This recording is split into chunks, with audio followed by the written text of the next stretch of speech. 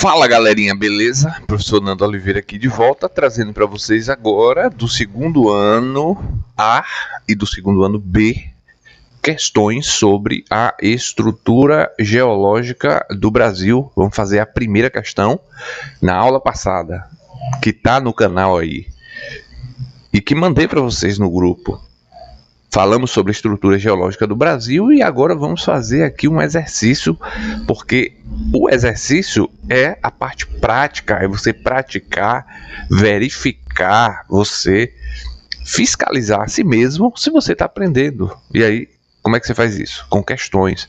Você testa os seus conhecimentos. Prova de Enem, prova do ensino médio, é responder questões. Então vamos trazer questões aqui para vocês. Vamos começar aqui com a primeira questão sobre a estrutura geológica do Brasil, né? Vamos resolver esses exercícios aqui, ó. E esse exercício você encontra mais no site exercíciosmundoeducaçãouol.com.br, tá? Basta procurar por tema que você vai encontrar. Olha só, primeira questão aqui, questão 1. As altitudes do relevo brasileiro são, em geral, modestas. Quer dizer o quê? Quer dizer que são baixas. O relevo brasileiro não tem grandes altitudes, né? As altitudes são modestas, não são tão altas assim. O pico mais alto chega a 2.000 e poucos metros de altura.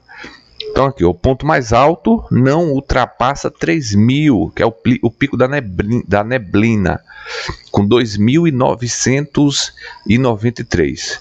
Quer dizer, isso do Brasil, né, não ultrapassa, não chega a 3.000, né, no Brasil.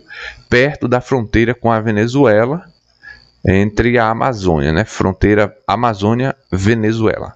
Cerca de 41% do território nacional tem no máximo 200 metros de altitude. 78% tem 500 metros de altitude. Ó, a maior parte então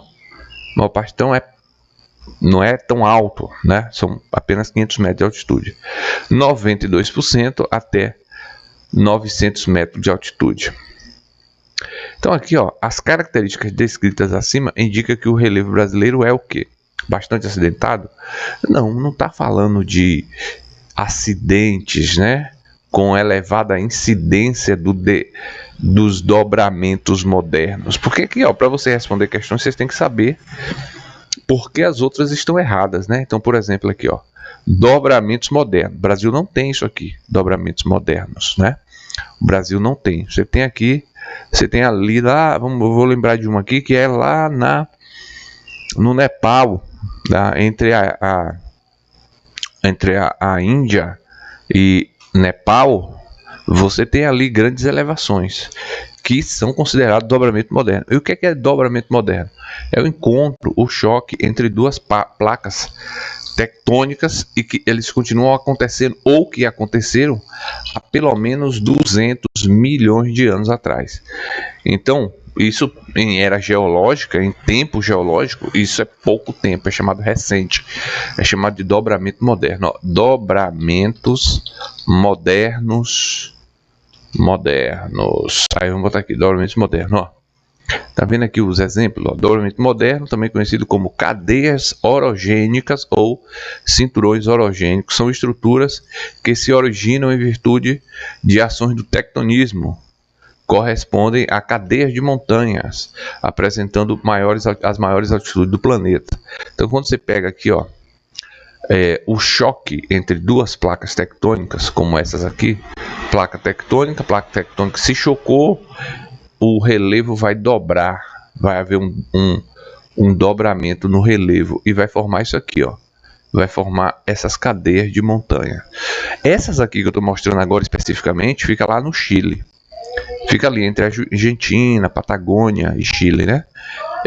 Essas aqui, ó, são chamadas Cordilheiras dos Andes, situado na América do Sul. É um exemplo de dobramento moderno. Olha como é bonita.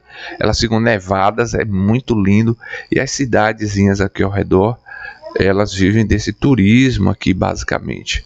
Tem outras atividades, mas o turismo é muito forte nessa região ali. Dobramentos modernos, então, é o choque entre placas tectônicas e que vem acontecendo, e essas elevações, como essa aqui, elas continuam crescendo. Então aqui, ó, no caso, características acima indica que o relevo brasileiro é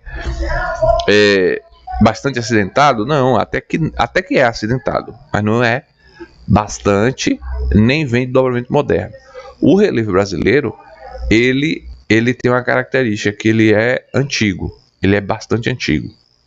Não à toa, existe regiões com bastante produtividade, justamente produtividade alimentícia, relacionada à agricultura, justamente porque o solo é bastante fértil, o solo é bastante antigo também, bastante profundo, né?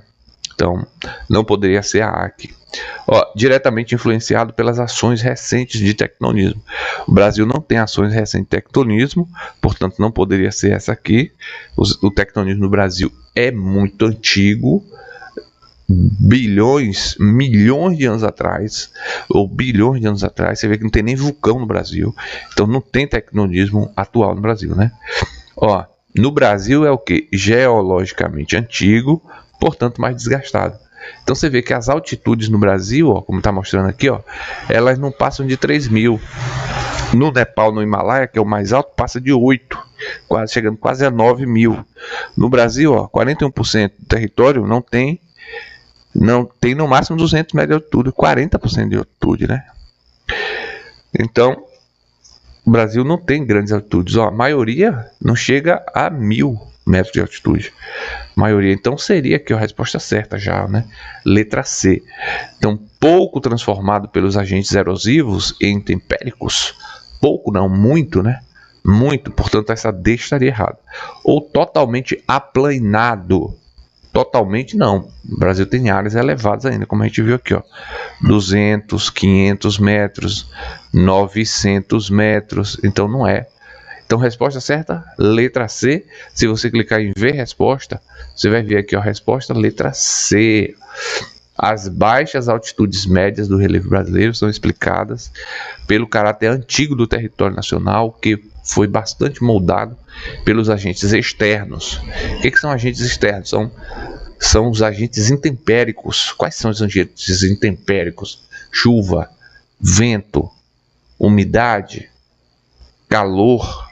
Aí transforma o relevo, desgasta o relevo do solo, do solo, as montanhas, e como não há grandes movimentos tectônicos, continua então a ser desgastado, e com o tempo essa paisagem ela tende a se desgastar por causa do intemperismo. Nessa região aqui elas continuam a se elevar por causa dos dobramentos, né? Porque há muita atividade aqui. No caso dessa Cordilheira dos Andes, ela também é um dobramento moderno. E aí ela continua a se desgastar. Viu aí como é que é cobrado na sua prova aquelas questões lá do seu livro, da aula anterior? Fica atento, a gente vai colocar na prova mais ou menos isso aí, tá bom? Vamos para outra questão aqui. Agora vamos fazer uma questão sobre clima. Olha só, que fácil de você entender isso aqui, Principal tipo climático brasileiro é conhecido pela ocorrência de duas estações bem definidas, né? Uma quente e úmida e a outra mais amena e seca, né? Então, no Brasil, você não tem assim um clima bem definido como na Europa. Na Europa, em algumas partes da Europa, principalmente, mas no geral a Europa mesmo, que já é uma região subtropical, o que nós vamos ter ali? Nós vamos ter um clima assim bem definido. Você sabe bem quando está o verão, você sabe bem quando está o inverno, você sabe bem quando está entrando a primavera e o outono, que as estações intermediárias são primavera e outono, né? Então você tem a principal aqui, que é o verão, intermediária, primavera, verão, aí outono, inverno, aí vem primavera, verão novamente. Vai esquentando, depois vai esfriando, e esfria de uma vez, que é... De uma vez não, né? Ele vai esfriando ali, você percebe que está entrando no inverno. São tipos climáticos, né? E esses tipos climáticos ficam bem claro da gente perceber. Então, nesse caso aqui, ó, o principal tipo climático brasileiro vai ficar bem fácil, né? Que é o tipo tropical.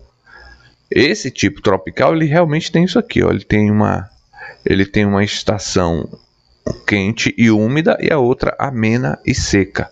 Ele não tem não aparece neve, né? A característica principal é úmida. Quando você tem um sol muito quente, daí a pouco você tem umas tempestades que caem, e aí é uma característica do verão. Quente, mas evapora muita água, então você tem muita água na atmosfera e você vai ter uma queda de chuva grande. Isso acontece quase que no país inteiro, né? Na região sul também acontece, mesmo sendo a região já ali subtropical, acontece menos, mas também acontece, né? Haja vista Rio Grande do Sul, que sofreu bastante agora com as cheias, né? E você não percebe assim uma mudança muito drástica, não. Há uma predominância de um frio, mas é ameno, ele não é um frio intenso como acontece nas regiões subtropicais. Então aqui, ó, o Brasil ele tem como clima principal o tropical. Agora, o equatorial, ele acontece ali na região amazônica. O subtropical vai acontecer lá no Rio Grande do Sul. No Brasil não tem esse clima mediterrâneo, exceto em áreas muito altas, elevações. E aí você tem algumas áreas no Brasil que são altas, cidades que são altas ali. Elas têm um clima um tanto meio frio, que a gente chama de mediterrâneo, né? E desértico nós não temos. Nós temos aqui um clima semiárido. Aí, se você pegar aqui então aqui, ó, a resposta é letra C mesmo, vê a resposta, ó. Aí você vai ver, a resposta é letra C. O clima principal é o tropical mesmo. Ele é caracterizado pela ocorrência de duas estações bem definidas, sendo uma úmida e a outra seca.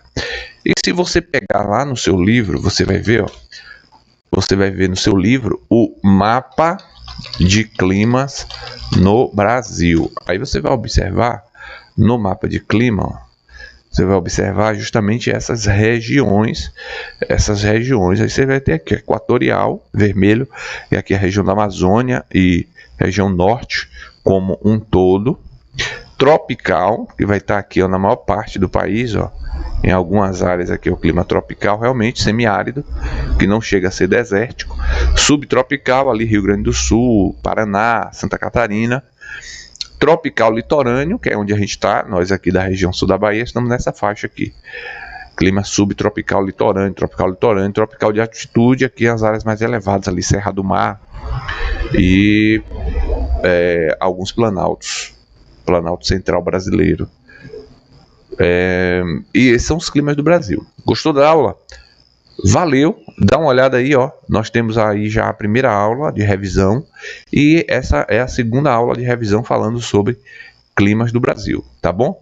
Encontro você na nossa prova. Um abraço.